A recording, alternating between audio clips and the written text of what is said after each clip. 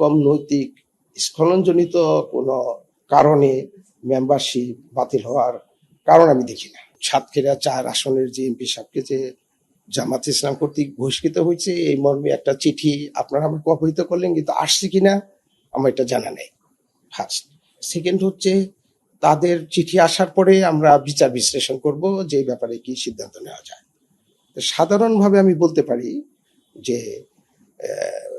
কোনো এই সংক্রান্ত যদি কোনো ডিসপিউট অ্যারাইজ করে তাহলে সংবিধানের ৬৬(৪) অনুচ্ছেদ অনুযায়ী পার্লামেন্ট কর্তৃক নির্বাচন কমিশনের নিকট রেফার করতে হবে।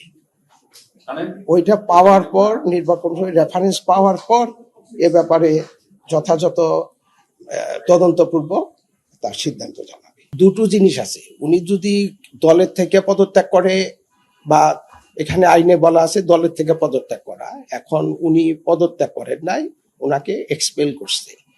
এক্সপানশন পদত্যাগের মধ্যে আসে কিনা এটা একটা বিশ্লেষণের বিষয়, কন্ট্রোভার্সিয়াল একটা বিষয়। যদি এই ধরনের কিছু আমাদের কাছে আসে তাহলে তখন আমরা এটা উপর আমাদের নির্বাচন কমিশন তার সিদ্ধান্ত জানাবে, এবং সেই জিনিসটা আসতে হবে পার্লামেন্ট থেকে। কোনো পার্টির মধ্যে থাকলে আমার যতদূর মনে পড়ে, আমি যতদূর বুঝি, নির্বাচন কমিশনের এর উপর খুব একটা করণীয় নেই যদি না পার্লামেন্ট থেকে এটা রেফার করা হয়। আমি এখন প্রিজাজ করব না, আমার নিজস্ব ওপিনিয়ন আমি এখানে বলবো না, তাহলে প্রিজাজ হয়ে যাবে। আসার পরে আমরা এটা বিশ্লেষণ করব, দেখব আইন কানুন অনুযায়ী কি হওয়া উচিত, তখন নির্বাচন কমিশন তার সিদ্ধান্ত অবহিত করবে। না, আমি যতদূর মনে করি যে জামাত ইসলামের চিঠির ভিত্তিতে এ বিষয়ে নির্বাচন কমিশনের কিছু করণীয় নাই।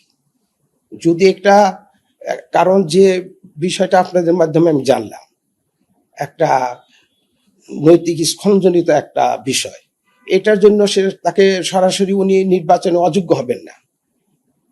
নৈতিক মরাল টার্পিচুটের জন্য যদি কেউ শাস্তিপ্রাপ্ত হন তাহলে তিনি বারিত হবেন।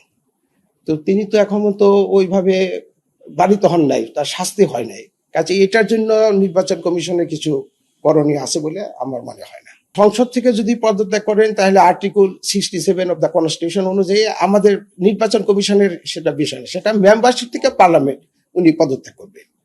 আর একটা হলো পার্টির থেকে পদত্যাগ করা, দুইটা জিনিস। আর্টিকেল 70 হচ্ছে পার্টি থেকে যদি পদত্যাগ করে তাহলে ওনার মেম্বারশিপ চলে যাবে। আর আরেকটা হলো সেটা নির্বাচন কমিশন সিদ্ধান্ত দিতে হবে, পার্লামেন্ট প্রেরণ করবে, নির্বাচন কমিশন এর উপর সিদ্ধান্ত দিতে হবে। আর যদি উনি মেম্বারশিপ থেকে পদত্যাগ করেন তাহলে 67 পদত্যাগ পার্লামেন্ট গ্রহণ করবে, ব্যবস্থা করবে, নির্বাচন কমিশনে আসার কোনো প্রশ্ন ওঠে না।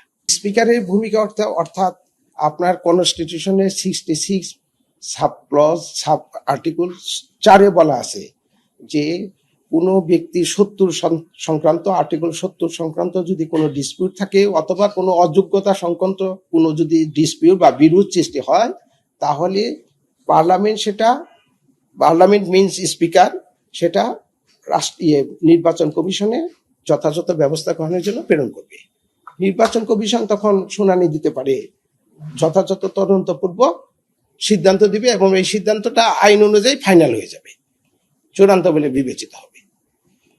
কিন্তু কোন দল যদি তার কোন মেম্বারকে যদি উনি মেম্বার অফ দ্য পার্লামেন্ট যে দলের থেকে উনি নমিনেশন হলেন সেই দল যদি তাকে বহিষ্কার করে তাহলে দলের চিঠির ভিত্তিতে নির্বাচন কমিশনের কিছু করণীয় আছে বলে আমার মনে হয়।